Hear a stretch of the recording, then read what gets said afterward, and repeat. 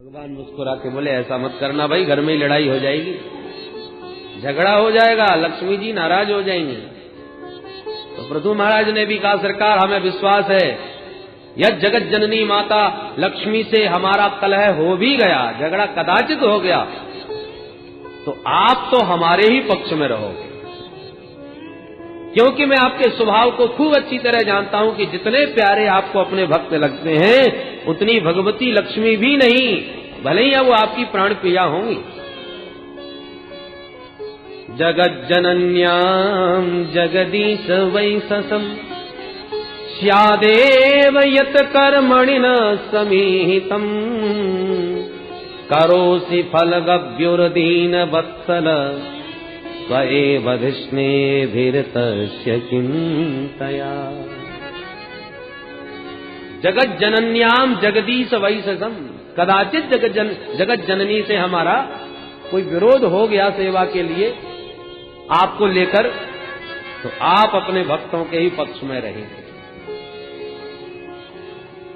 दिव्य पृथु भगवान की भावना से प्रसन्न होकर के प्रभु अंतर्धान हो गए। पृथु महाराज ने धर्म की ध्वजा चारों तरफ स्थापित करी, एक बार सारी प्रजा को बुला करके अपने पास बैठाया और प्रजाजनों को संबोधन करते हुए बोले देखो भाई प्रजा सभ्या शृणुतु भद्रम वः साधवो यह आगता। अरे सज्जन पुरुषों, मैंने आप सबको इसलिए बुलाया है कि प्रजा का कर्तव्य है राजा को कर दे। जो राजा कर लगाते हैं नियमानुसार प्रजा वह कर राजा को प्रदान करे। राजा का कर्तव्य है कि प्रजा से कर लेकर के प्रजा को सुरक्षा और धर्म की व्यवस्था प्रदान करे। जो राजा कर तो अनाप शनाप लगाता है और कर के बदले में धर्म की कोई शिक्षा और सुरक्षा किसी प्रकार की प्रजा को नहीं देता, वो राजा कर के रूप में प्रजा का पाप भक्षण करता है। या उद्धरेत करम राजा प्रजा धर्मे स्वशिक्षयन प्रजानाम समलम भुंक्ते भगम च स्वम जहाति सह। उस राजा का ऐश्वर्य क्षीण हो जाता है जो प्रजा को धर्म का उपदेश नहीं देता, प्रजा के धर्म की रक्षा नहीं करता। बड़ा सुंदर उपदेश अपनी प्रजा को दे रहे थे। इतने में अचानक आकाश मंडल से ऐसा लगा जैसे 4 सूर्य नारायण प्रकट हो गए, अथवा मानो चारों वेद मूर्तिमंत मानव के रूप में प्रकट हो गए हों। ऐसे 4 ऋषि सनक सनंदन सनातन सनत कुमार सबके बीच प्रकट भये। तुरंत प्रणाम किया पृथु महाराज ने। सारी प्रजा ने उन 4 महापुरुषों का सम्मान किया। पूजनोपरांत पृथु महाराज पूछने लगे, महाराज क्या सेवा की जाए? मैं आपसे कुशलता का प्रश्न तो कर नहीं सकता कि महाराज जी आप कैसे हो, संतों से नहीं पूछना चाहिए। क्यों? कुशलता का प्रश्न वहां किया जाता है जहां कभी अकुशल होने की भी संभावना हो। आज परेशान है, कल सुखी है, तो संसारियों में ये लगा रहता है कि आज भी वो बीमार है, आज वहां ये घटना हो गई, आज उसमें फंस गए, चारों तरफ प्रपंचों में जूझते रहते। पर जो हर समय ब्रह्मानंद में मस्त हैं, ऐसे ब्रह्म ज्ञानियों से क्या कुशलता का प्रश्न करना, क्योंकि उनके जीवन में अकुशलता कभी आती ही नहीं, वो हमेशा कुशल ही रहते हैं। इसलिए भवत्सु कुशल प्रश्न आत्मा रामेषु नेष्यते। आप जैसे आत्मा रामों से कुशलता का प्रश्न करना उचित नहीं। जिस गृहस्थ के घर में आप जैसे संतों का पदार्पण हो जाए तो वो अकिंचन का भी घर हो तब भी महान है, श्रेष्ठ है, उत्तम है। और यदि घर में चाहे जितने रत्नों के भंडार खजाने भरे पड़े हों और आप जैसे संतों का चरणोदक कभी नहीं पड़ा उस भवन में, तो वो घर उसी प्रकार से है जैसे फलों से लदा हुआ वृक्ष तो है पर बड़े बड़े नागों से लिपटा हुआ है। व्यालालयद्रुमा वैते प्यरिक्ताखिल संपद तद्ग्रहास्तीर्थ पादीय पाद तीर्थ विवर्जिता। संतों का चरण जो गिरता है, चरणों का जल जो गिरता है उसी को पाद तीर्थ कहते हैं। पाद तीर्थ विवर्जिता, जिस घर में संतों का चरणोदक नहीं गिरा वो घर क्या है? व्यालालय द्रुमावैते, सर्पों से लिपटा हुआ वृक्ष है। सर्पों के डर के मारे न तो उस वृक्ष के नीचे कोई छांव लेने जा सकता है, न निश्चिंत होकर सो सकता है, न उस वृक्ष के फल ही खा सकता है। क्या मतलब का वो फलदार वृक्ष? उसी प्रकार धन संपदा चाहे जितनी भरी पड़ी हो, पर संतों का सम्मान नहीं, संतों का चरणोदक नहीं, वो व्यर्थ है। पृथु महाराज ने बड़ा अद्भुत स्वागत किया और कहा, महाराज हमारे कल्याण का कोई मार्ग हमें बताइए। तब श्री सनत कुमार जी बोले, राजन, जब सज्जन पुरुषों से भेंट होती है ना, तो समाज के कल्याण की ही चर्चा होती है। तुमने ये प्रश्न समस्त अपनी प्रजाजनों के कल्याणार्थ किया है, तो ध्यान से सुन लीजिए। हम समस्त शास्त्रों का सार निचोड़ तुम्हें एक शब्द में सुनाई देते हैं। शास्त्रे स्वयानेव सुनिश्चितो नृणाम् क्षेमस्य सदृग्भ्रमसे सुहेतु असंग आत्मव्यतिरिक्त आत्मनि दृढ़ा रतिर्ब्रह्मणि निर्गुणे चया। शास्त्रेषु सदृग्भ्रमसेषु नृणाम क्षेमस्य यानैव सुनिश्चितः। समस्त शास्त्रों का अच्छी तरह मंथन करने के बाद प्राणी मात्र के कल्याण का एक ही उपाय सुनिश्चित किया गया है। क्या? बोले, असंग आत्म व्यतिरिक्त आत्मनि दृढ़ारति। आत्म व्यतिरिक्त असंग, अनात्म वस्तुएं जो हैं, उन अनात्म वस्तुओं से असंग होना सीखो और अपने आत्म स्वरूप को पहचान करके उसी आत्म स्वरूप में स्थिति अपनी बनाओ, उसी से प्रीति करो।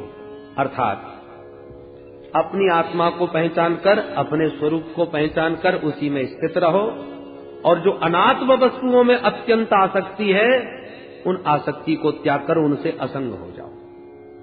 ये बात थोड़ी सी टेढ़ी है, जरा और स्पष्ट रूप से देखें।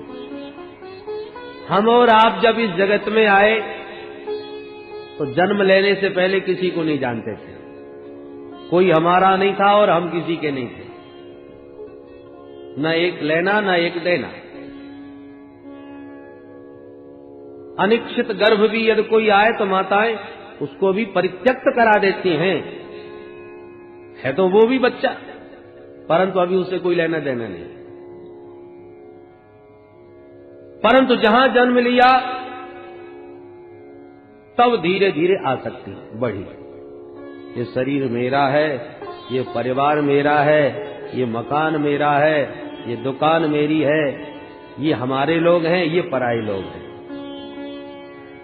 अब एक क्षण पहले कोई किसी का नहीं था और अब जन्म लेते ही सब ये भेद उत्पन्न हो गए। तो ये सब अनात्म वस्तुएं हैं। अरे जब शरीर ही हमारा नहीं, ये भी पंचायती धर्मशाला 5 पंचों की है। हाँ, समय आने पर ये पंचायती धर्मशाला से भी आपको निकाल के बाहर कर दिया जाएगा, तो ये ईंट पत्थरों के मकान दुकान तुम्हारे कैसे हो सकते हैं? तो ये जो अनात्म वस्तुओं में अत्यंत आसक्ति है, मैं और मोर तोरते माया, मैं के नाम पर इस शरीर को मान लिया, मैं वहां गया, मैंने ये किया, मैंने वो देखा, तो मैं का मतलब ये शरीर हमने मान लिया। और मेरा इस शरीर के नातों को मान लिया, ये माता जी, ये पिताजी, भैया जी, बहन जी, फूफा जी, काका जी, दादाजी, नाना जी, जो इस शरीर के नाते हैं उनको हमने मेरा मान लिया। मैं और मोर तोरते माया, यही माया का बखेड़ा है। ये सब अनात्म वस्तुओं में आसक्ति माया मोह से बनकर के जो हम कर बैठे हैं, बस इन सब से अनासक्त हो जाना ही जीव के कल्याण का साधन है। जल्दी से होता नहीं। बालक जब जन्म लेता है ना, साक्षात परमात्मा स्वरूप होता है, उसकी किसी में कोई भी आसक्ति नहीं होती। माया मोह से एकदम निवृत्त, पर धीरे धीरे ये माया चपेटती है, ये धीरे धीरे ही तो आसक्ति बढ़ती है। जन्म लेने के बाद माता पिता में आसक्ति है, माता जी ये पिताजी, बालक बस इतना ही जानता है। धीरे धीरे और बड़ा तो और परिजनों का विस्तार हुआ, और बड़ा होने पर जब विवाह हो गया तो अब माता पिता ढीले पड़ गए, पत्नी में आसक्ति बढ़ गई। 4 भैया हैं तो माता पिता को बड़े भैया के पास भेजो, हमको अपना ही परिवार नहीं संभालते बनता। तो माता पिता की जहां इतनी आसक्ति थी अब वो ढीली हो गई, अब स्त्री पुत्रों में हो गई, वही सब कुछ हो गए। तो ये जो आसक्ति अनावश्यक अनात्म वस्तुओं में जो फैलती है, यही जीव के बंधन का कारण बनती है। इसलिए असंग आत्म व्यतिरिक्त आत्मनि दृढ़ारति, तुम्हारा जो वास्तविक स्वरूप है उसे तुम पहचानो और उसी में दृढ़ रति करो। जो विशुद्ध निर्गुण ब्रह्मणि चया, वो परमात्मा का ही अंश है, अर्थात तुम स्वयं परमात्मा के ही अंश हो, उस आत्म स्वरूप को पहचानो। जैसे सुसुप्ति अवस्था में सारा प्रपंच छूट जाता है, स्त्री का पता नहीं, पुत्र का पता नहीं, परिजनों का होश नहीं, मकान दुकान का ज्ञान नहीं। सुसुप्ति अवस्था माने प्रगाढ़ निद्रा। तो जैसे प्रगाढ़ निद्रा में सारा प्रपंच छूट जाता है, तो जगने के बाद हम कितने प्रसन्न होकर के कहते आज बड़ी प्यारी नींद आई भैया, इतना सुख मिला, इतना आनंद मिला, पता ही नहीं चला कि कब सवेरा हो गया। अब जरा बताइए, उस समय न तो कुछ खाने को मिला था, न कोई बहुत प्यारा मित्र मिला था, न कुछ देखने को दृश्य मिला था। जब कुछ भी नहीं मिला था तो फिर आनंद कैसे मिला? क्योंकि तुम स्वयं आनंद स्वरूप ही हो। प्रपंच पैदा हुआ कि आनंद छूट गया, और प्रपंच की विस्मृति हुई कि तुम्हारा जो सहज आनंद स्वरूप है वो प्रकट हो गया। और वो सहज आनंद स्वरूप सुसुप्ति अवस्था में जीव को अनुभव में आता है। तो आत्मनि दृढ़ारति, उसी आत्म स्वरूप में अपने को स्थित कर लो। महात्मा समाधि में क्या करते हैं? कुछ भी खाने पीने को तो नहीं मिलता, और समाधि में वो कौन सा आनंद मिलता है कि आंख खोलना नहीं चाहते। शंकर बाबा की समाधि लग गई तो कामदेव परेशान हो गए समाधि को छुड़ाने के लिए। अंत में ज्यादा प्रपंच फैलाया तो बाबा को क्रोध ही आ गया और काम को भस्म ही कर दिया। कौन सा वो आनंद है जिसको छोड़ना नहीं चाह रहे भोलेनाथ? ये वही अपने आत्म स्वरूप का आनंद है। इस प्रकार से बड़ा दिव्य उपदेश श्री पृथु महाराज ने दिया, पृथु महाराज को दिया श्री सनत कुमार जी ने। और उपदेश दे के जब चलने लगे तो पृथु महाराज ने प्रणाम करते हुए कहा, महाराज आप कुछ दक्षिणा भी तो लेते जाइए। भाई किसी से कुछ मिले तो आप भी अपनी सामर्थ्य से कुछ दीजिए। तो सनत कुमार जी बोले, क्या देंगे आप हमें इस प्रवचन के बदले में? भाई जब दे रहे हो तो उसकी तुलना में दीजिए, उसी की बराबर की कोई वस्तु दीजिए। अब पृथु महाराज को लगा क्या दिया जाए इसकी तुलना में? आत्म कल्याण का उपदेश दिया है, उसके बदले में मैं क्या दूं? तो हाथ जोड़ के बोले, प्राणादारा सुता ब्रह्मन् गृहाश्च सपरिच्छदा राज्यम बलम मही कोश इति सर्वम निवेदितम। इस आत्म कल्याण के उपदेश के बदले में मैं क्या दूं आपको? मैं अपने प्राण, मैं अपनी पत्नी, अपने पुत्र, अपने परिजन, और जहां तक मेरा संपूर्ण राज्य है और जितना मेरा खजाना कोष है, जितने मेरे सैनिक हैं, इति सर्वम निवेदितम, ये सर्वस्व आज से आपका है, आप इसे स्वीकार करें। आज से ये संपदा मेरी नहीं, मालिक आप हैं, आप ही इसके स्वामी हैं। महात्मा प्रसन्न हो गए। सनत कुमार जी बोले, अच्छा तो ये आज से हम सबके स्वामी, ये सारा संपत्ति वैभव हमारा? हाँ सरकार। तुम भी हमारे? हाँ सरकार। तो ठीक है, ये संपत्ति सब हमारी है और इसकी व्यवस्था की जिम्मेदारी हम तुम्हें सौंप रहे हैं। अब हमारी संपत्ति का दायित्व तुम संभालोगे, ध्यान रखना, संपत्ति हमारी है, व्यवस्था तुम्हें संभालनी है, लो संभालो। और वही पृथु महाराज को सौंप करके महात्मा अंतर्धान हो गए। बोल सद्गुरुदेव भगवान की। और गुरु शिष्य का स्वरूप ऐसा ही होना चाहिए। शिष्य ऐसा हो जो गुरुदेव को सर्वस्व समर्पण कर दे, मेरा कुछ नहीं, आप ही मालिक हो। पर सदगुरु भी ऐसा होना चाहिए, फूटी कौड़ी लेने की अपेक्षा न करे। जब शिष्य गुरु को सर्वस्व समर्पण कर देता है तो उसे ये ज्ञान हो जाता है कि ये संपत्ति मेरी नहीं, किसी और की है, मैं तो सेवक हूं। उसकी आसक्ति छूट जाती है। फिर वो मुनीम बन करके व्यवस्था बनाता है, मालिक बन के नहीं। बस यही तो विचारधारा बदलने की आवश्यकता है। व्यक्ति जब मालिक बन जाता है तो सुख दुख लाभ हानि में फंस जाता है। और मुनीम बन जाओ तो मालिक कोई और है, क्योंकि लाभ हानि का प्रभाव मालिक पर पड़ता है, मुनीम जी पर नहीं। तो सदगुरु को क्या चाहिए? गुरु माने बड़ा, लघु माने छोटा। बड़ा छोटे को देता है, छोटा बड़े को क्या देगा? ये तो गुरु शिष्य से कुछ पाने की अपेक्षा करता है तो वो गुरु नहीं रह गया, वो तो लघु हो गया। शिष्य गुरु को दे रहा है तो देने वाला बड़ा होता है, लेने वाला तो छोटा हो गया। इसलिए ये सदगुरु का जो स्वरूप है वो सनत कुमार जी ने यहां दिखाया। अंतर्धान हो गए। श्री मैत्री मुनि कहते हैं विदुर जी महाराज, इन्हीं के वंश में महाराज प्राचीन वरीही हुए। राजा प्राचीन वरीही बड़े भारी कर्मकांडी, बड़े बड़े यज्ञ कराते हैं, पर यज्ञों में पशु की बलि खूब चढ़ाते हैं, हिंसात्मक यज्ञ किए। तो नारद जी महाराज ने एक दिन आकर के टोका, राजन जितने पशुओं को तुम बलिदान कर चुके हो वो सब देखो ऊपर खड़े। और जैसे ऊपर दृष्टि डाली तो सचमुच आंखें फाड़ फाड़ के वो सब जीव राजा की तरफ घूर रहे थे। राजा बोले, महाराज ये मेरी तरफ क्यों देख रहे हैं? बोले, इसलिए देख रहे हैं कि कब तुम मरो, कब तुमसे बदला लिया जाए। घबरा गए बेचारे। महाराज ये तो वैदिक विधान था और ब्राह्मणों ने, कर्मकांडियों ने ऐसा ही कहा था, तो हमने भी वैसा ही कर दिया। नारद जी बोले, गलत। अहिंसा को परम धर्म मानने वाला वेद कभी किसी की हिंसा का आदेश क्यों देगा? यदि शास्त्रों में हिंसा की बात लिखी है तो वो हिंसा निवृत्ति परक है, प्रवृत्ति परक नहीं। कैसे महाराज? जैसे किसी को बीड़ी पीने की आदत पड़ गई तो गुरुदेव ने पकड़ के डांटा, क्यों रे बीड़ी पीता है? मालूम नहीं आश्रम में निषेध है धूम्रपान। शिष्य बोला, गुरुजी मालूम है पर क्या करें, आदत बिगड़ गई बचपन से, रहा नहीं जाता। तो गुरुदेव ने सोचा इसकी आदत कैसे रोकी जाए।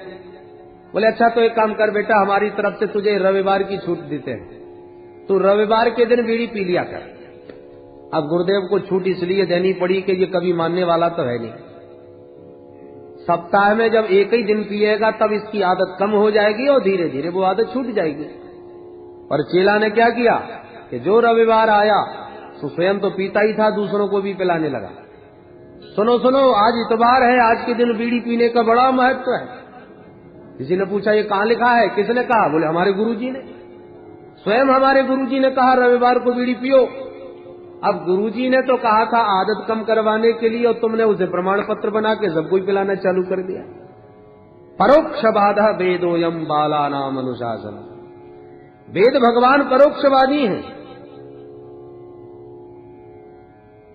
जब उन्होंने देखा कि जो हिंसा के बिना रह नहीं सकते उनको कैसे रोका जाए, तो उनको रोकने के लिए नियम बनाया कि भाई हिंसा करनी ही है तो अमुक यज्ञ के समय अमुक पशु का बलिदान कर दो। तो कोई मांस खाने के लिए या पशु का बलिदान करने के लिए तो यज्ञ नहीं करवाएगा। अरे जब इतना बड़ा यज्ञ होगा तब कोई एक हाथ पशु का बलिदान होगा, तो जो रोज रोज की बलि चढ़ रही है उस पर नियंत्रण हो गया कि नहीं? परंतु जो हिंसा के प्रेमी थे उन्होंने उसी को प्रमाण पत्र बना लिया। इसलिए वेदों का अधिकार सबको नहीं दिया। अल्पज्ञ प्राणी सांगोपांग वेद को न पढ़कर एकांगी कोई शब्द पकड़ लिया, अपने मतलब की बात ढूंढ ली और अर्थ की जगह अनर्थ करना चालू कर दिया। उसके तात्पर्यार्थ को तो समझा नहीं। एक जगह लिखा था वेद पढ़ना पाप है, वो सज्जन सबको दिखाने लगे, देखो देखो वेद की पुस्तक में लिखा है वेद पढ़ना पाप है। लोगों को पागल बना दिया। जब एक समझदार के पास आया, पढ़े लिखे के पास आया, उसने कहा भैया ऐसा हो नहीं सकता, लिखा हो। बोले लिखा है, दिखाया, सचमुच लिखा था, परंतु सबसे अंतिम लाइन में लिखा था। पन्ना पलट के जब देखा तो पीछे लिखा था अशौच अवस्था में। तो अशौच अवस्था में माने अपवित्र अवस्था में वेद पढ़ना पाप है।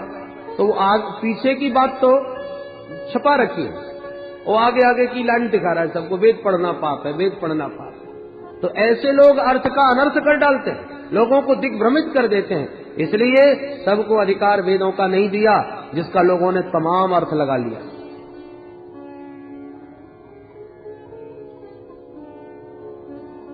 श्री मैत्रेय मुनि कहते हैं विदुर जी, जब प्राचीन वर्ही घबराए कि अब क्या होगा, तब नारद जी ने कहा ध्यान दीजिए, हम तुम्हें एक बहुत बढ़िया कहानी सुनाते हैं, इस कहानी को ठीक से समझ लो, तुम्हारा कल्याण हो जाएगा। सुनाइए महाराज। बोले दो मित्र थे, एक का नाम अभिज्ञात और दूसरे का नाम पुरंजन। दोनों ही घनिष्ठ सखा हैं। सह खेलती खादती स सखा, एक साथ खेलें एक साथ खावें वो सखा। सुवर्णावे तऊ सद्रसऊ सखायो। तो दोनों परम प्रिय सखा। एक दिन पुरंजन बोला मित्र चलो कहीं घूमने चला जाए। अभिज्ञात ने कहा तुम ही घूमो, हम तो अपने घर में ही भले, पर घूम के जल्दी आ जाना भैया। पुरंजन बोला ठीक है, मैं अकेला ही चला जाता हूँ और जल्दी आऊंगा, चिंता न करना। निकल पड़ा। घूमते घूमते लाखों शहर घूम डाले पुरंजन ने, परंतु कहीं उसका मन नहीं लगा, कोई शहर उसे अच्छा नहीं लगा। अचानक एक 9 दरवाजे का नगर नजर आया। बड़ा सुंदर शहर था, सो भीतर घुस गया। शहर के भीतर प्रवेश करते एक सुंदरी कन्या सामने से आ गई। निकट जाके बोला देवी जी नमस्कार, क्या मैं आपका परिचय जान सकता हूं? कन्या बोली सुनो, मैं इस शहर की मालकिन हूं। इस शहर में मेरी इच्छा के बिना पत्ता भी नहीं हिलता। ये मेरे 10 सैनिक हैं जो मेरी आज्ञानुसार काम करते हैं। ये मेरा सेनापति है जो इन सैनिकों को संभालता है, और ये 5 बन का नाग मेरे साथ रहता है जो दिन रात रखवाली करता है इस शहर की। मेरा विवाह नहीं हुआ, अकेली राज्य करती हूँ इस शहर पर, और माता पिता का मुझे पता नहीं कि मेरे को जन्म किसने दिया। पुरंजन को लगा ये तो कोई बहुत बड़ी मालकिन है यहाँ की। पुरंजन बोला देवी विवाह तो हमारा भी नहीं हुआ। फिर तो दोनों ने एक दूसरे को मरवाला पहना करके पसंद किया और विवाह कर दिया। अब तो पुरंजन अपनी पत्नी पुरंजनी में धीरे धीरे इतना आसक्त होता चला गया कि पुरंजनी रोवे तो पुरंजन रोवे, पुरंजनी हंसे तो पुरंजन हंसे, पुरंजनी गावे तो पुरंजन गावे, पुरंजनी नाचे तो पुरंजन भी नाचे। क्वचित गायति गायन्त्याम रुदन्त्याम रुदति क्वचित, क्वचित हसन्त्याम हसती जलपन्त्याम अनुजलपति। क्रीड़ा मृग की तरह पुरंजन पुरंजनी के संकेतों पर नाचने लगा। एक दिन की बात, एक जरा नाम की कन्या जो इतनी कुरूपा थी कि जिस पुरुष से विवाह की बात करती वही भाग जाता। एक दिन वो चंडवेग नाम के गंधर्वराज के पास जाकर के बोली महाराज मैं बड़ी संसार से पीड़ित हूं, कोई भी मुझे स्वीकार करता नहीं। चंडवेग ने कहा देवी दुखी मत हो, हम तुम्हारी सहायता करेंगे। मेरे पास 360 काली काली गंधर्वियां हैं और 360 गोरे गोरे सुंदर गंधर्व हैं, और ये सारी सेना आज से तुम्हें सौंप दी। तुम्हें जो पसंद आवे उसी के साथ विवाह रचाओ, भागे तो सैनिक उसे पकड़ के तुम्हारे हवाले कर देंगे, तुम्हारे सहायक है।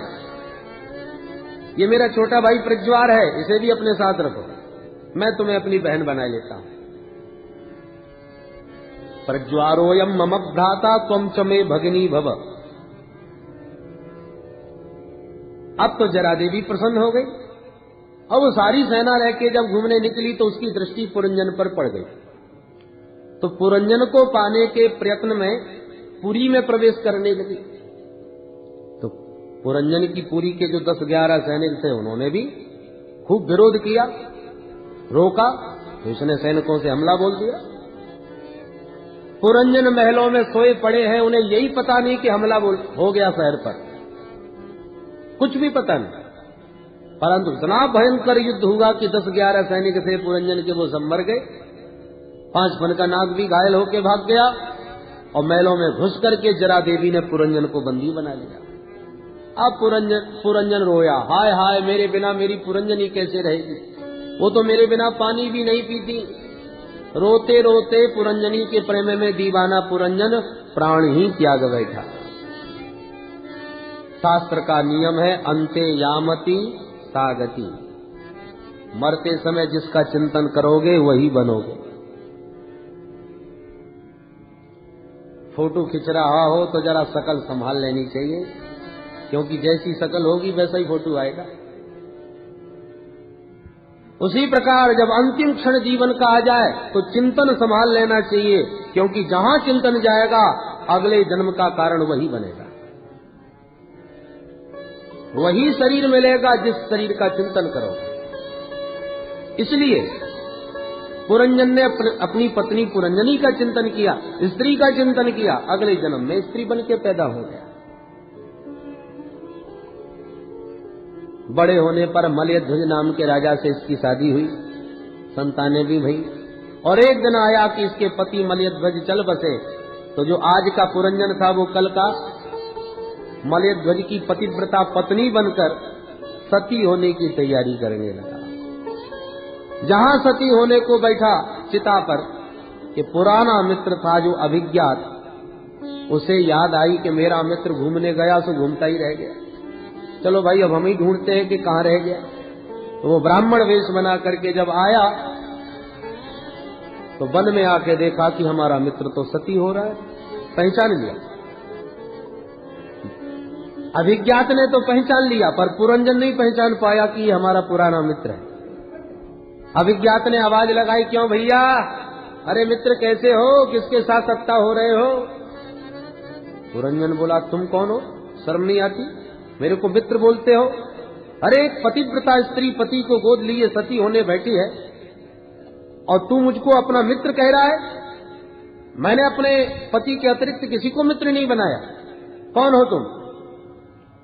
ब्राह्मण बना अभिज्ञात हंसने लगा, वाह भैया तुम तो पूरे पतिव्रता बने बैठे हो और मुझे बिल्कुल भूल गए। मैं तेरा पुराना मित्र अभिज्ञात, याद कर हम और तुम कितने आनंद के साथ रहते थे मानसरोवर के हंस बन के, और तू घूमने क्या निकला कि बिल्कुल ही मुझे भूल गया। बचपन की कई घटनाएं जब याद दिलाई, बुद्धि पर जब जोर मारा तो पुरंजन को याद आया, जो स्मरण आया अभिज्ञात का पहचान भई। अभिज्ञात को पहचानते ही दोनों मित्र गले मिले और आनंद के साथ सारा प्रपंच छोड़ के पुनः अपने घर में जाके विश्राम करने लगे। बोल वृंदावन बिहारी नाथ। देवर्षि नारद कहते हैं, महाराज प्राचीन वर्ही कथा समझ में आ रही है कि नहीं? बोले महाराज कथा अच्छी बहुत लगी पर पल्ले कुछ नहीं पड़ी, समझ में नहीं आई महाराज, समझाइए ये कहानी। तब नारद जी ने इस रहस्य को समझाया। देखो, जीवात्मा और परमात्मा ही दोनों शाश्वत सखा हैं। जीवात्मा का नाम पुरंजन, परमात्मा का नाम अभिज्ञात। पुरंजन का मतलब पुरीं जनयति पुरंजन है। ये जीव कर्मानुसार अनेक पुरियों में जाता है। परमात्मा से बोला घूमना चाहता हूं, भगवान बोले बेटा प्रेम से घूमो, पर हमको मत भूल जाना, नहीं घूमता ही रह जाएगा। जीव वचन देता है बड़े विश्वास पूर्वक, महाराज आपको कैसे भूल सकता हूं, आप तो मेरे अभिन्न हृदय हो। भगवान कहते तो जाओ घूमो। अब हम सब जीव पुरंजन बने घूम रहे हैं, घूमते घूमते लाखों शहर घूम डाले। लाखों शहर क्या है? 84 लाख योनियां। चींटी बने, मच्छर बने, ये सब छोटे छोटे शहर हैं। हाथी बने, घोड़े बने, ये बड़े बड़े शहर हैं, और ये सब मिला के 84 लाख। इन सब शहरों में घूमते घूमते जहां 9 दरवाजे की नगरी मिली तो ये शहर सबसे अच्छा लगा। नवद्वार पुरे देही, ये 9 दरवाजे की पुरी मानव शरीर ही है। इस शहर में तो देखते ही मन खुश हो गया। बड़े भाग्य मानुष तनु पावा, बड़े भाग्य मानुष तनु पावा, सुर दुर्लभ सदग्रंथन गावा, सुर दुर्लभ सदग्रंथन गावा, साधन धाम मोक्ष कर द्वारा, साधन धाम मोक्ष कर द्वारा, पाए न गई परलोक समारा, पाए न गई परलोक समारा। बड़ा दिव्य सबसे सुंदर शहर है ये। जैसे ही नगर में प्रवेश किया तो सबसे पहले सुंदरी से परिचय हुआ।